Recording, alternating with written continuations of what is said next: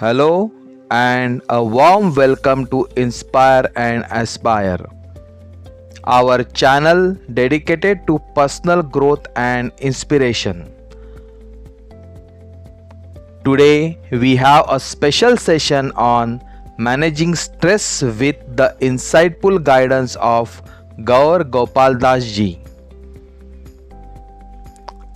If you are new here, we kindly invite you to like, share and subscribe to our channel. Your support and likes inspire us to create more content like this. Please watch this video until the end for valuable insights. The question that we want to take up today is how to handle stress. Hundreds and hundreds of people who follow us live have asked this question: how to handle, how to manage stress in our life. So this is the particular point for discussion for our Facebook live session this evening. As I was going through all of these questions about stress, one gentleman had asked, is it possible to live a life with no stress at all? And my answer is a no. There's no question of living a life which is free from stress. We are all going to have to go through stress in some way, shape or form, in some area of life or the other, whether it's work, whether it's relationships, whether it's due to some financial problems, whether it's due to some personal issues, whether it's due to political situations. There is certainly going to be stress in our lives. We cannot avoid stress. Just like if someone falls into a pool of water, he or she cannot avoid getting wet. You can avoid getting affected by the wetness. You can avoid getting a cold by boosting your immunity, but you cannot avoid getting wet if you're in a pool of water. Similarly, when we live in this world, particularly in this modern era, in this modern day and age, it's hard to not get wet. It's hard to not get affected by the situations that are around us. In fact, I always feel the very fact that there are ups and downs in our lives that cause this stress to us, it means we are living. Problems is a symptom of life. When there are ups and downs, that means we are still living. Like I always say, if you look at an ECG, the ECG is flat only for a dead man or a woman. Only when you're dead, the ECG is completely flat. But when you're living, the ECG is going up and down, up and down. So the only place where the line will be flat is in the graveyard. The only place where the line of stress will be flat will be in the crematorium. If you're living, there's going to be ups and there's going to be downs. There's going to be the low phases. There's going to be the difficulties, the problems, the challenges that are going to cause pressure, that are going to cause stress, and we cannot avoid it. Ladies and gentlemen, which is why the more we come to terms with the fact that it's going to be there, the more we come to terms with the fact that it's going to be an integral part of our life, and the more we accept this reality, that's how much we can actually deal with it rightly. So firstly, there's no question of a life with no stress, just like there's no question of falling in a pool of water and not getting wet. Now, I do not think pressure is always bad. We need the right amount of pressure. We need the adequate amount of pressure for our growth. You know, a diamond was once upon a time a charcoal, but under the right amount of pressure, under the right amount of stress, that charcoal turned into a glittering diamond. So I strongly feel that we need that right amount of pressure. We need that right amount of stress in order that we grow.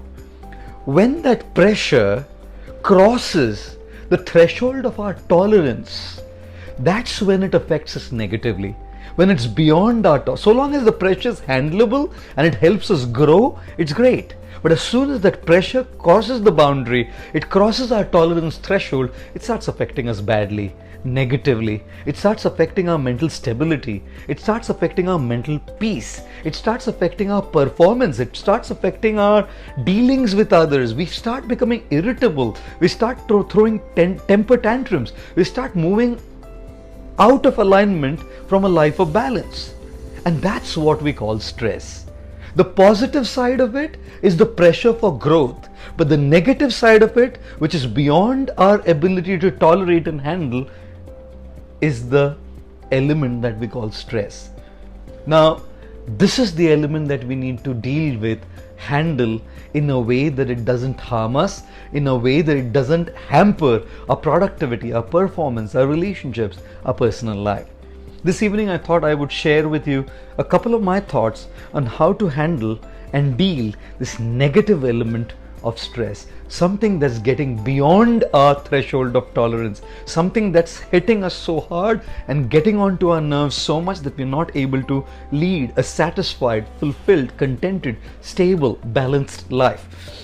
So I want to divide this entire discussion into 3 areas. Number 1, I want to talk about work. I'm sure loads of you out there are certainly resonating with me when I talk about work. Stress coming from work.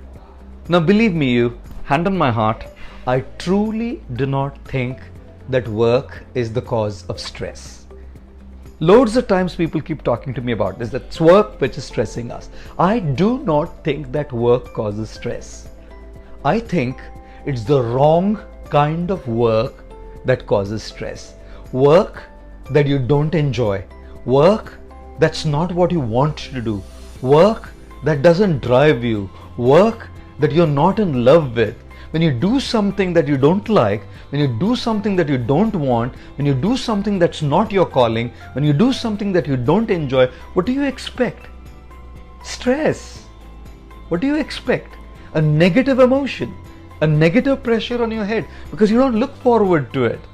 Lots of times I say now that people who look for a weekend are the ones who are stressed. I'm sorry, I'm not saying that those who are looking for a weekend, everybody is like that. But if you want a break from our work, that means we don't enjoy doing it.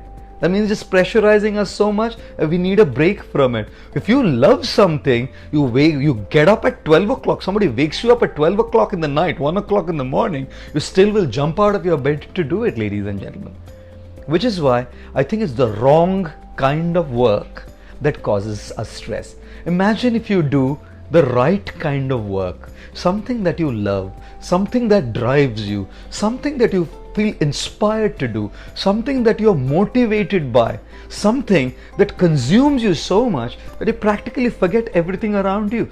That kind of work is the right pressure. It's not that negative pressure. That kind of positive work that you enjoy and you love doing is the right kind of pressure that helps your personal growth at work. How can there be work without pressure? How can there be work with no pressure on your head? There is going to be pressure at work. The question that you need to ask yourself is it that positive pressure that comes from the work you enjoy doing, the work that you feel you're cut for, or is it the negative pressure that comes from the wrong kind of work that you hate doing, that you take completely disgusted with? Now I know that many of you are saying out there that that's right, that's true. But the fact of life is most all of you there are stuck with some kind of work that you don't like doing. Is that wrong kind for you? But it pays your bills. It takes care of all the bills. It takes care of all the taxes. It takes care of all the fees for your kids and children. It takes care of all the household requirements and needs that you have in your life. So, what do we do in such a situation?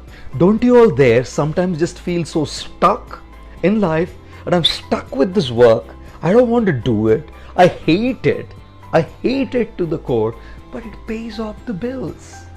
So I'm feeling stressed because I don't enjoy it, but it also it just gives me a paycheck which takes care of all our needs.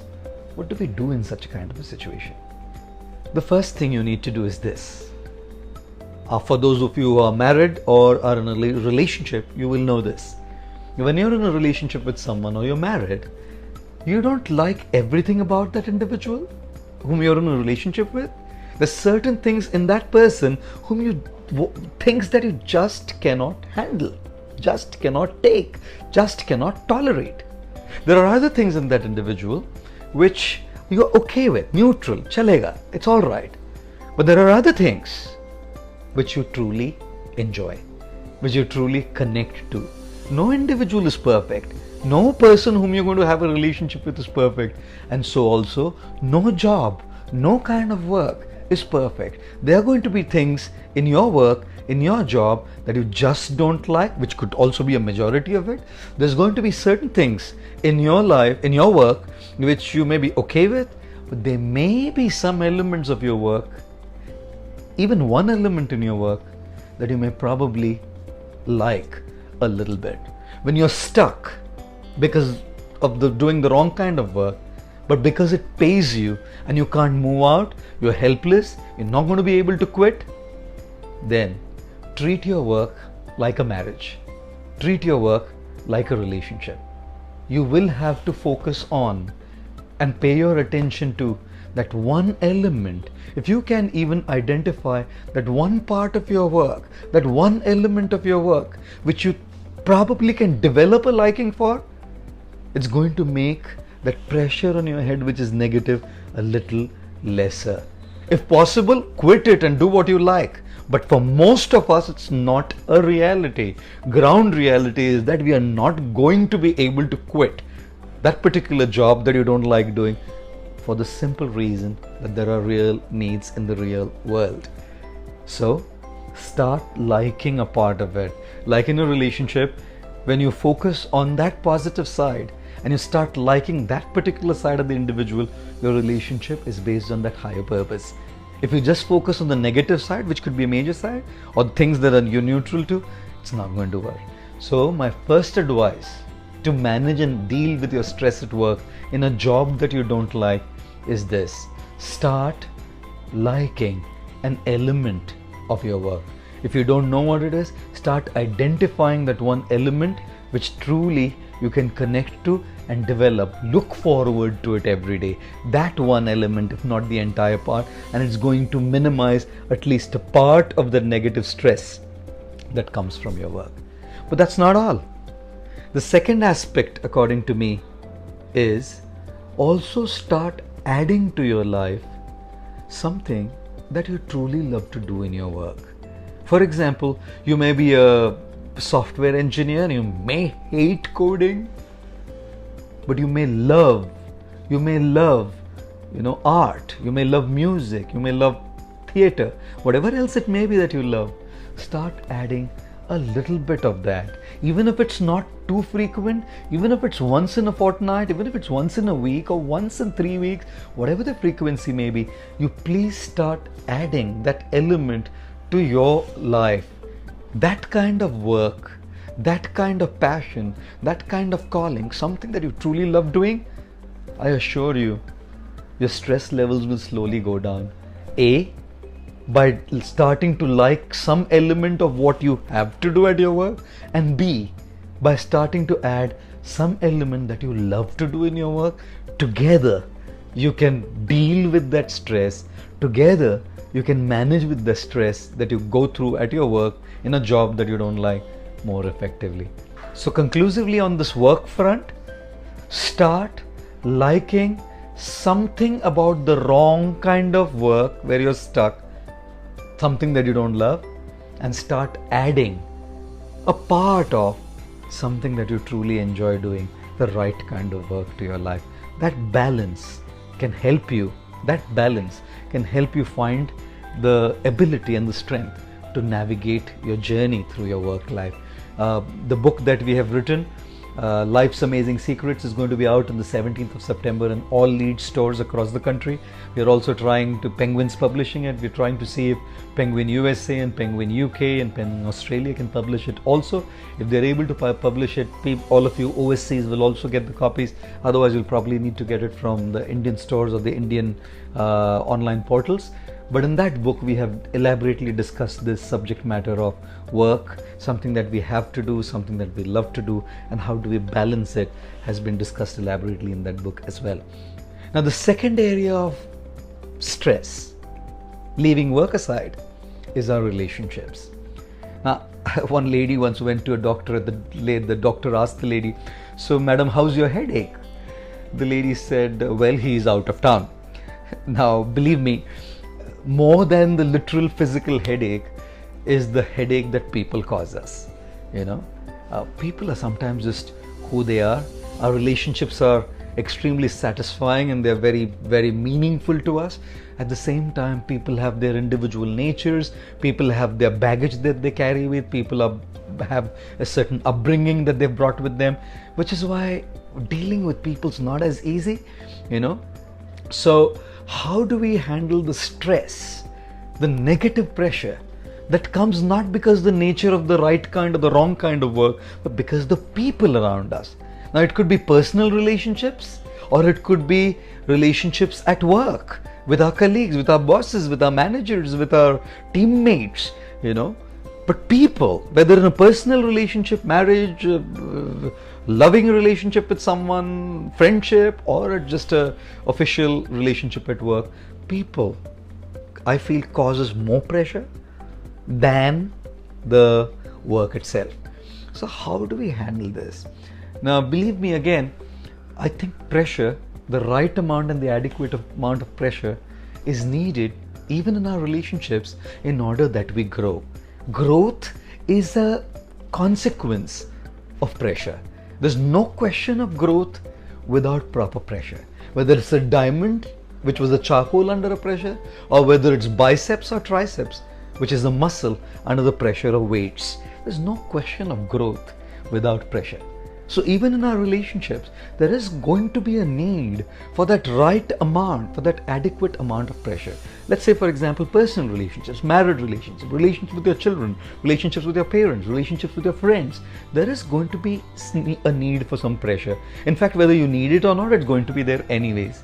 Now, when that pressure is healthy, when that pressure is within the threshold of tolerance, that pressure gives us tremendous depth in our relationships.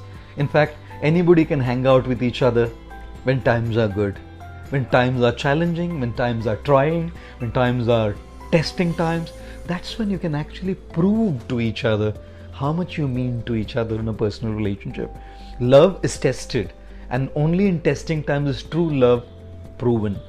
And even at work, when there's a trying situation, when there's that pressure, difference of opinion, some kind of an uncomfortable misunderstanding going on with a colleague or a boss or a teammate, I feel very strongly, even that pressure, when it's within the right boundary, is very important and good, because it allows us to focus on the higher principle of cooperation, synergy, syncing with each other, trying to adjust, compromise in a way that a team works well. So that pressure is good, even in relationships with people. But the problem is when that pressure, whether in a personal or a work relationship, crosses the threshold of tolerance, that boundary, that is when it's called stress. That is when it gets onto our nerves. That is when it brings in so much distress and so much mental anguish. Some people go into depression because of it. So how do we handle that? How do we handle people who are sometimes so pushy, people who are so dominating, that you kind of like, God, just give me a break from this guy. You know, whether it's a personal relationship or it is a work relationship. How do we handle it? So here are my 4 principles. I'd like to suggest to you these 4 principles. Believe me, these 4 principles work well in handling pressures, negative pressures that come from people. The first principle: change the frequency that your mind vibrates at. I'll explain what I mean. We are all vibrating at a certain frequency. Our mood, our attitude, our value systems, our belief systems, the way we are all vibrating a certain energy at a certain frequency. And the frequency of energy that we are vibrating at, we attract the same kind of energy from the other people as well. To give you a simple analogy, to give you a simple example, it's like you have a radio receiver and you're wanting to listen to some kind of a radio program, tuning into FM channels, and you tune in your radio receiver to, let's say, 92.3 megahertz or whatever it is, FM, right? When you tune your radio receiver to 92.5 megahertz, or 92.3 megahertz uh, FM channel, then you attract that 92.3 megahertz of a frequency to come towards your radio receiver, and that's when you listen to the program on your radio receiver. So you attract 92.3 megahertz frequency, which is there around, only when you tune your radio receiver to 92.3. So when the radio receiver is vibrating at that frequency, that's the frequency that's attracted. So we are all like that radio receiver. The kind of frequency at which we vibrate, our energy internally vibrates, we are going to attract that kind of energy from people. So the first thing that I want to share in dealings with people, number one, is change the energy, change the frequency that you are vibrating at. What does it mean in literal terms? What does it mean in practical terms when you're dealing with people? Here's what it means in very simple terms. You bring out the bad or the good side of the other person based on how you deal with them. If you deal with them rightly, with the right energy, the right frequency, you'll attract that right energy, right frequency from them. So that's number one. Try and attract the right kind of energy. Now that sounds good, but a lot of times, despite your giving the right kind of energy, the right kind of vibe, the right kind of frequency, the right kind of words, the right kind of dealings, the right kind of actions towards them, still people are who they are. You cannot change people's natures completely, right? You can change a little bit by your dealings and bring out the good side, but there's still going to be people who are very rigid, people who are very hardwired, people who are very stubborn and very deeply rooted into their habits because of their upbringing in terms of how they deal with others. So what do you do then? The second point is, after changing your frequency, the second is communication. There is no substitute to clear, good communication. If you're being hurt by someone in your personal relationship, if you're being hurt by someone in a workplace relationship, I do not think there is a substitute to good communication. If you have a relationship, there's a great need that you communicate personally. But if you cannot, you will need someone who is an intermediate person, whether it's a boss at work, whether it's a friend in your personal relationship, whoever it is, to mediate and communicate, to talk to those people and tell them what about them is hurting you. A, how is it hurting you? B, C, why is it hurting you? And D, what could be done that this hurt that you feel can be stopped? What could be done to patch up in a way that this relationship moves on in the right direction and it doesn't seem to be too much on your minds in terms of stress and negative pressure? So yes, the second aspect is communication. What's hurting you? How is it hurting you? Why is it hurting you? And what can be done in a way that we can sort this out? So change your frequency, learn to communicate rightly. The third one, even despite communication, even despite speaking everything that you can clearly, either directly or with someone as a mediator between the two, both in personal and workplace relationships or any relationship for that matter, believe me, still people can just remain who they are. I am sure you know this well. I've lived here in this monastery, in this ashram for 22 years. I've been an easy ride in terms of people. Sometimes people don't even have a bad intention. They don't have a bad intention. They don't mean wrong, but they're just who they are. That's their upbringing. That's their nature. That's their personality type. And it hurts you because your personality type is a different one. You've done communication, you changed your frequency, still that person's personality type doesn't change and it's still hurting you. What do you do then? And in a situation where you can't even move out, you're helplessly stuck in a personal relationship or in a workplace, you can't move out, it's just necessary. It has to, like I said, work, it just pays the bills. What do you do? In such a situation, the third thing I talk about is consume yourself It's something much higher, in a way that this drama around you affects you less. The drama around you affects you more because you get consumed by the drama. But if you get consumed by something that's much higher than the drama, give yourself to your work, give yourself to your passion. If you're at the workplace and this guy's playing a drama or that lady is playing a drama around, I'm saying communicate, I'm saying do what's needful. Still that guy does or that lady continues to do that. You consume yourself with excellence. You consume yourself with a passion, a drive to get the best version of yourself. If you do not, that's going to keep hurting you. I know for sure, as I lived here, and there were people with the best intentions, good guys, nothing bad about them, but just the wrong type in terms of connecting to me. Completely different personality type. Hurts you. They just do things in a certain way, aggressive way, and you can't handle it, right? I learned one thing in all my 22 years. It has helped me grow so deep because I learned how to tolerate it, not based on tolerating, tolerate like that. Learned how to tolerate it by consuming myself with my passion, by consuming myself with what I love to do. I'm here with all of you on Facebook today doing a live session because I decided to consume my mind by what drives me. And when I get consumed by what drives me, when I give myself to what drives me, I'm still surrounded by those hard people. Not because they're bad, but they're just hard. So what do?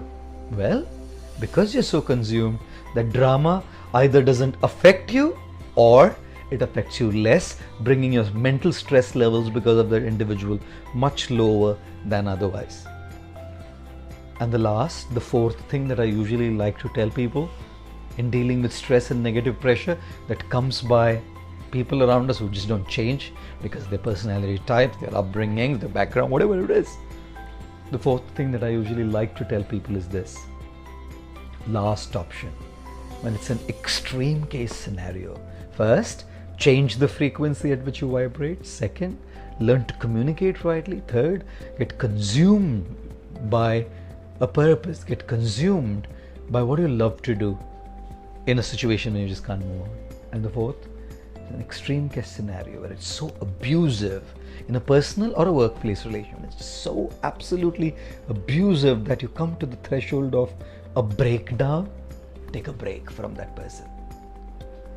The last thing to do, just take a break from that person. How do you take a break in a personal or a workplace relationship? The first thing is you cut off. That's the fourth point. Cut yourself off. How do you cut yourself off? You cut yourself off by moving away for a while. If it's a personal relationship, take a break, cut off, move away for a while, and get your energy, get your inspiration, stabilize yourself so you can jump back in, consume yourself again and handle it in the future. But if you can't cut off just for that while, well, in some cases, you just have to cut off for good.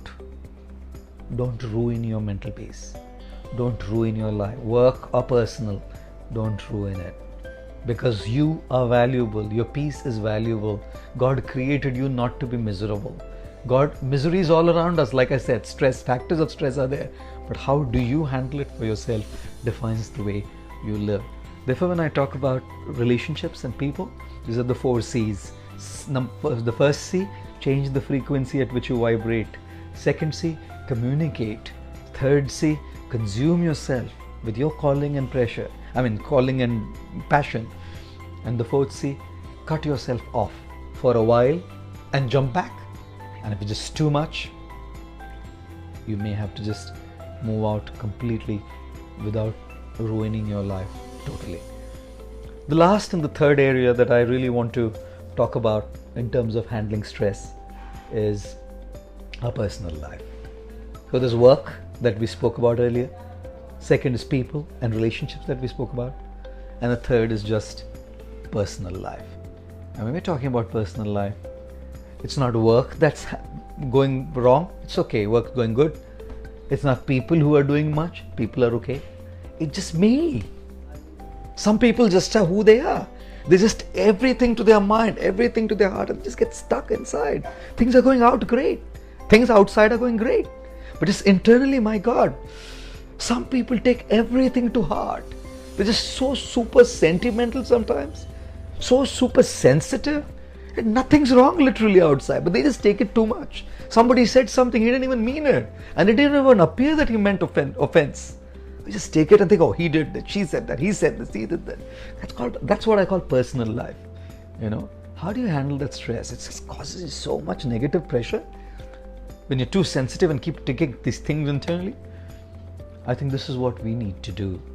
You know, I always say the same water that's responsible for a boat or a ship to sail through towards the shore or towards the bank, that same water is also responsible, the ship or the boat, to sink into the waters if there is a hole in it. If there's no hole in the boat sails across smoothly. But if there is a hole in the boat, water comes gushing in and makes the boat or the ship sink inside. So similarly, we are all going to be surrounded by so much pressure, like the water. So many things going on, so many issues going on. If we allow those things to regularly enter our minds, what do you think you're going to go through? You are going to go through stress. You are going to go through an emotional turmoil internally. I'll tell you something. We need to learn how to seal the hole of the heart. Which is why my advice is we need a good counselor. I mean, a counselor not as in a psychological counselor necessarily, a good mentor, a good guide who can help us understand, who can help us strengthen our emotions internally, who can help us deal with what we go through internally. Because work's okay, people around are not bad, but it's our mind that's taking it in too much. And the second thing that I advise people in dealing with this personal lack of stability inside, despite everything else going out well outside, is a spiritual practice, a sadhana. Last 22 years I've been chanting the Hare Krishna mantra, the names of God, every single day. And believe me, that connection to God, that connection to divinity, that connection to a higher power is very, very powerful to give us that internal strength, to give us that internal resilience, to give us that internal ability and capacity to handle those things that are around us, which not necessarily are causing stress from outside, but we are taking it inside and just stressing ourselves for no reason.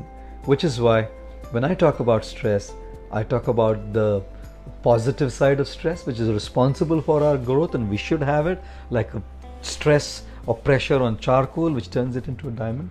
But I also talk about the negative kind of stress, which is when that pressure crosses our tolerance threshold and starts hurting us. And like we discussed the three areas. Number one is work. And in work, the primary key line to remember is this: start liking a part, even a part of the wrong kind of work that you don't like but are stuck with to pay the bills. But also start adding at least a part of the right kind of work that you love doing. That balance will handle you deal with your stress properly. The second kind of thing we spoke about was people and relationships. And remember the 4 C's: change the frequency that you vibrate at. Secondly, communicate and learn the right kind of communication. Thirdly, consume yourself by your drive, your passion, your calling, so that the drama doesn't affect you as much. And fourthly, cut yourself off from people momentarily so that you feel better and jump back in, or if it's just too much and too abusive, permanently, if the need may be, in an extreme case situation. And the third aspect we spoke about in terms of stress is our personal life, where everything else outside seems okay, but we just take it in too much. And when we need to deal with that kind of stress, I think we need good mentors to guide us so that we can navigate our thoughts inside in the right direction.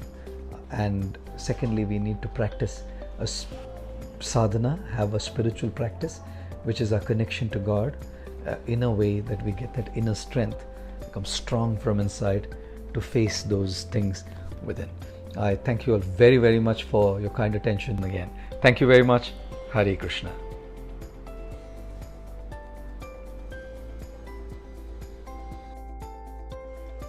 Thank you for tuning into this video.